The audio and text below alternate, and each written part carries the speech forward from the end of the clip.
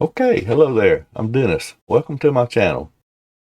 And in this video, we're going to look at Q4OS.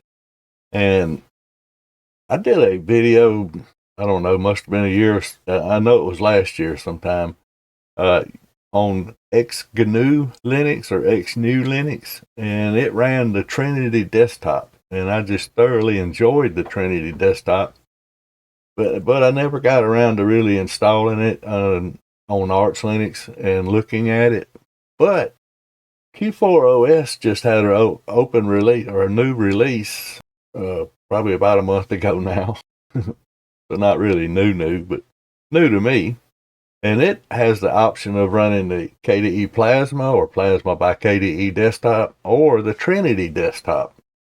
And when I saw that, I thought I got to try it. And I didn't even install it in a virtual box first. I went straight to hardware. And I've been running this, I don't know, at least a week. I did bork my system. The first time I installed it, I ran it for a couple days and was getting things sort of figured out. And it's like Plasma. There's a ton of options, configuration files that you'll have to go through. Once you go through them, you got them. That's the good thing. But anyway, so one morning I got up and everything was fine when I shut down. But when I turned the machine back on, it would not boot. It got to a screen where it was asking me which desktop did I want to boot to. And when I selected the boot that I thought was right, it just sat there. Same with all the other, I think there was two other options, and I selected both of those and nothing happened. So I ended up reinstalling. And during the reinstall, I was able to save the home folder. And that was such a relief because my notes were already in there, and some videos and pictures and stuff like that was already on there. And I knew I thought I was going to have to wipe it out. But like MX Linux, I was able to save the home folder. So when I got reinstalled, brought it up, I had all my files. That made it nice. That was a lot nicer. So let's go over to their web page here. This is not their home page. Let's look at DistroWatch. DistroWatch says its country of origin is Germany, and it's based on Debian, not Debian / Ubuntu, Debian. Comes in two different desktops, the KDE Plasma desktop and the Trinity desktop. And I was kind of surprised. It's 28 on the rankings list. That's pretty nice. This must be a sleeper OS. So here's their homepage right here, and I'll make sure all these links will be in the notes there.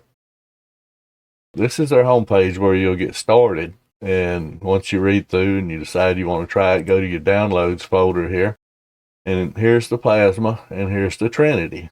And I actually downloaded both of them, but what we're looking through right now is the Trinity desktop. Also, you can get older versions if you'd like. And you can get the Windows installer. Let me go back here. And you go down to the bottom of this page and it says Windows installer, an exclusive way to put Linux alongside Windows. And I have done this already. And I'm looking at the video now. So that's going to follow this video. But for now, let's talk about Q4OS. So this is where you'd get your download. And click on here, you get documents. Back to their homepage. I found this one that's got tips and tricks. Trinity desktop, not necessarily Q4OS. Configuring the Trinity desktop, or here and after called TDE. Some useful tips. Like I said, I'll make sure all these links get in the description. That Trinity desktop environment, some more information. And this one is the wiki. Trinity desktop. Q4OS Windows setup. I'm going to get past that because we'll come back to this. Flatpak is not installed by default, so if you'll just go to flatpak.org, click on Get Set Up, and we're going to cover this better. Find your distribution. In this case, it's based on Debian. Click there and follow the instructions. So let's minimize that for a second here and bring up my notes. here's all the notes or web pages and a couple of extras, and I'll make sure these all get in the show notes below. This is Q4OS. It's 5.2.1-N1. The desktop is Trinity version capital R 14.1.1. Debian base 12. Debian 12 Bookworm. Okay, in its system, it is System D. So let's show you. Notice the keyboard shortcut. Get that back out of my face there. And let's another keyboard shortcut. And this is SSH, and it is active. I just loaded it or enabled it. So systemctl will show you your System D. Under package management, it uses apt, and it also comes with the GUI package manager called Synaptic. App, you can run a man on app and find all kind of stuff, but primarily you're going to be install, reinstall. I don't think I've ever used that one. Remove, purge, auto remove, and search. And like I said, it does have a Synaptic package manager, and we'll bring that up in a second here. So here's the instructions I got off of that website I just showed you. First thing you're going to do is install Flatpak. Then you're going to add a repository and copy this right off of that link that I showed you. And then you'll have to reboot. Once you reboot, you can go back to that page and say, find apps. Search till you don't want to no more. Okay, so VirtualBox. Usually that's one of the first things I find out if I can install on a distribution. If I can't, then I would normally just pass, because that's a big part of my life, virtual boxes. I use them all the time. You don't see them because I install what you see as what I install on real hardware. But I'd make sure, like in here, I tried to make sure I could get VirtualBox. And right now it's almost the same problem that I've seen previously several times. It's not... If I tried to install VirtualBox, this is the errors that I get, and it says it's not installable, and then it said it recommended VirtualBox Qt, got the same errors, unable to correct the problems. You go to this web page right here, it will tell you that there are no packages as of May 2023. Now this is July 2023. For Debian Bookworm in the repositories. VirtualBox will arrive in Debian Fast Track after Debian 12 becomes the new stable release. I thought we was already in the new stable release. I must be wrong. If you follow that link out, you'll come here where they actually detected it and showed you what exactly the problem was. The Debian packages for Bullseye sadly don't work on Debian Bookworm due to dependency problems. You just saw that. So, I mean, there are options. So I installed GNOME boxes, and I also installed Virt Manager. Installed some dependencies of Virt Manager, which most of them come in with GNOME boxes anyway. But I needed to add myself to the following groups: libvirt-qemu, or QEMU, and KVM groups. And then I enabled the libvirt-d. I actually enabled it, and it's running right now. I think I can't actually remember if I disabled it. Let me find out, because a lot of times I'll disable something.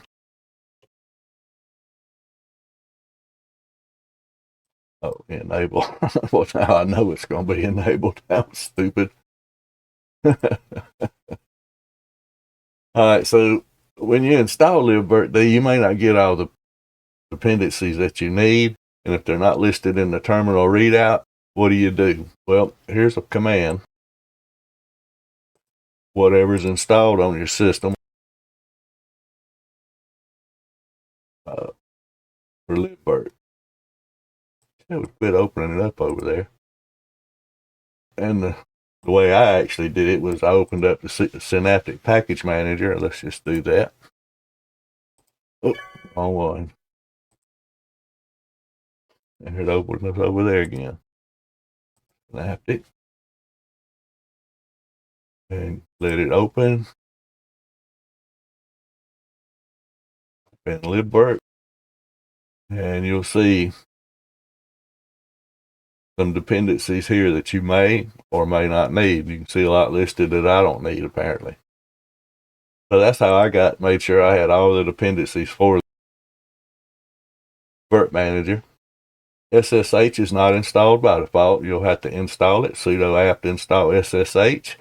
And here's the 4 basic commands: the status, the start it, enable it, and disable it. Status would find out if it's running. Start it, starts it immediately. But when you reboot, it's going to be disabled. Enable, when you reboot, it enables. Disable. All right. Now, for a couple tips, I had to do a lot of searching to find these things. NumLock, that's kind of an important thing to me. I use my number buttons all the time. So let me show you where those are at. So put this a little bit out of the way. We'll go to the menu, settings, control panel, peripherals. And you can already see this is kind of a long way to go. Now I'm looking for keyboard. There's the keyboard. Now, here's the NumLock right here. By default, it's going to be turned off. Turn it on. When you reboot, NumLock will work. Click apply and then OK to get out of it. Then reboot. That's kind of a long way around to get to a NumLock, but it works. I didn't have to install anything to make it work.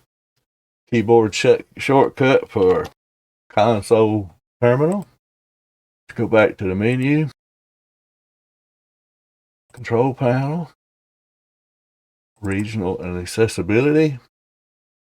Keyboard shortcut.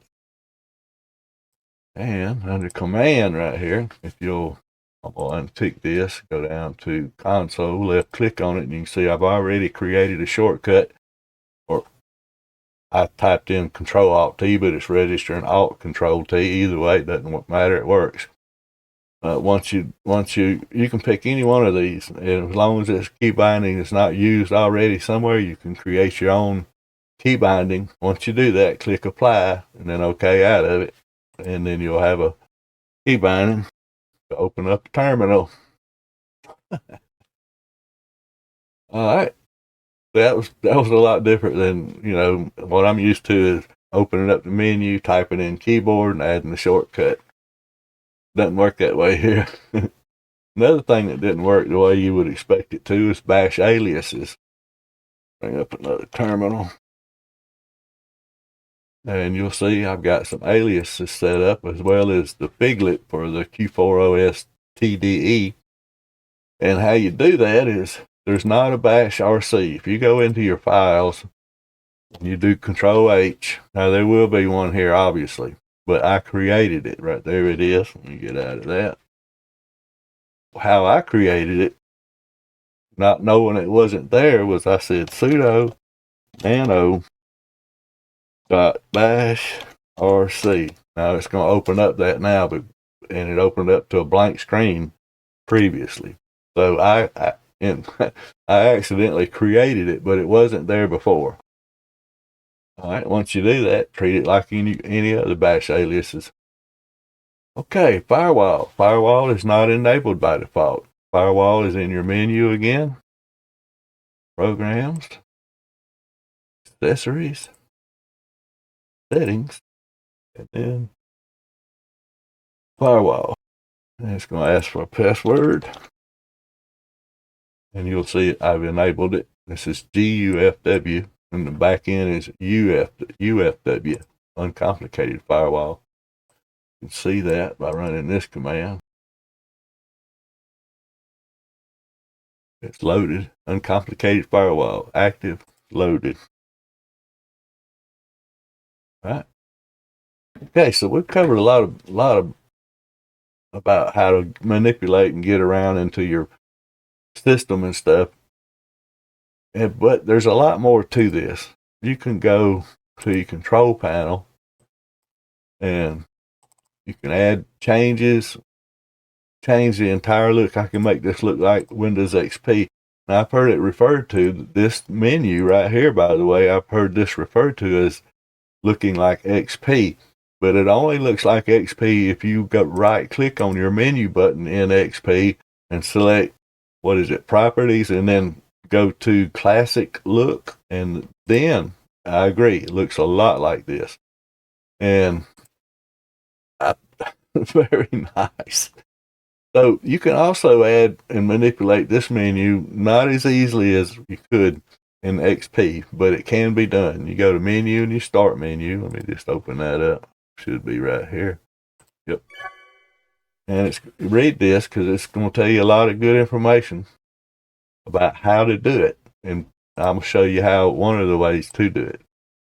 I created a menu right here called recording and editing. And I put these items in there. So I created it, then I opened it up. Then I went to my menu, or you could work with the same with icons. Went to my menu. I found, for instance, I found OBS Studio, and I left clicked on it, held it down, and dragged it over to this menu. I'm gonna let go, and I'm gonna say cancel. But I did a link here. I didn't copy it there. I linked it there. Cancel that out, and that's how it got in the start menu. That's really nice. I like that. And you can create as many menus as you want to. This menu by itself is a little bit. First of all, you go here and you go programs, and you think games. Okay, there's games. We'll go up to accessories, and there's games again. And that happens a couple times. Let's see. Synaptic is listed here. It's also listed here. And I think it might be listed in one other place. Can't remember. But that's a little weird, if you ask me.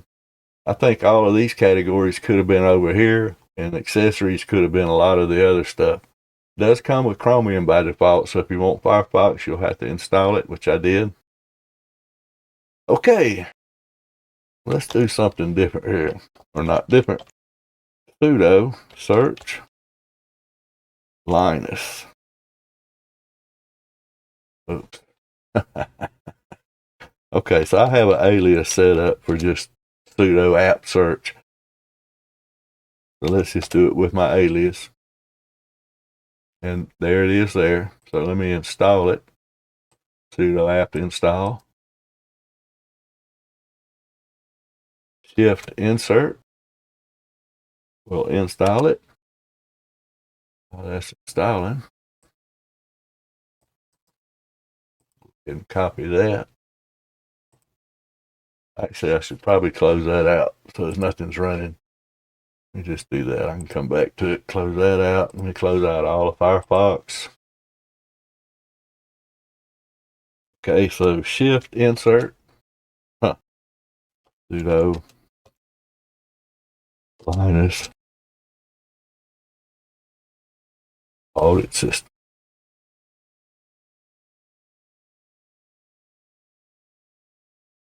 And again, I haven't done anything with the exception of enable the firewall, which I'm not even really sure how important that is.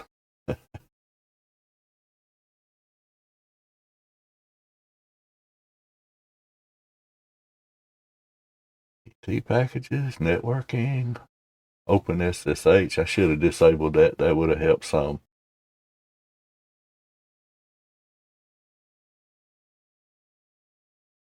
Yep.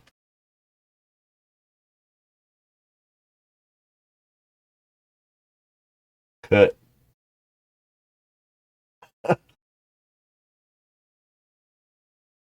Okay, that was pretty quick. 62. Now that's not bad. Not for just a plain old desktop environment with not based on any kind of security. Just simply a operating system. All right, HTOP says we're using almost 1.5 gigs of RAM, but we just had closed up a bunch of websites and ran this. And this is Debian, based on Debian. 12 Bookworm. And here's the desktop, Trinity.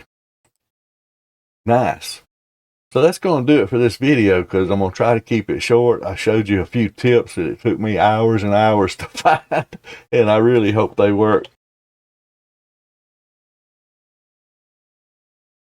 I really am fascinated by this operating system. That's why I put it on I knew as soon as I ran across Trinity again, to Trinity desktop environment, that I would remember. I didn't know that, but I am glad that I had looked at it a while back, and really, I've been totally enjoying this. There's actually a huge learning curve, because little simple things that you would do in just Plasma by itself. You know, you got in settings panel in Plasma, you can get lost in that thing. But here, each one of those settings seems to be in a little different place. And that can take a while. And it has. So anyway, this is Q4OS based on Debian with the Trinity desktop. And I do have, let me go back to my desktop. I do have Virt Manager installed with boxes. Let's see. I do have it set up where you can hit to use your keyboard right here. You have to put this in there. That should open it up right there. This Virt Manager, and it works fine. This is Virt Manager 4.1.0, 4.1.0, and I have both Q4OS is set up, Trinity desktop and the Plasma desktop, so that I can experiment with those. / for search, boxes, follow the arrows, and there's known boxes. This is 43.2 stable. Like I said about boxes, once you install known boxes, a lot of the dependencies that you will need for Virt Manager will already be there for you, and you won't have to worry about it too much. So that's going to wrap up this video. It's probably a lot longer than I wanted it to be. And I appreciate you watching. This is Q4OS based on Debian with the Trinity desktop TDE. Very nice. I like it. I'm going to keep using it. It all works. All right, guys. Peace out. Bye.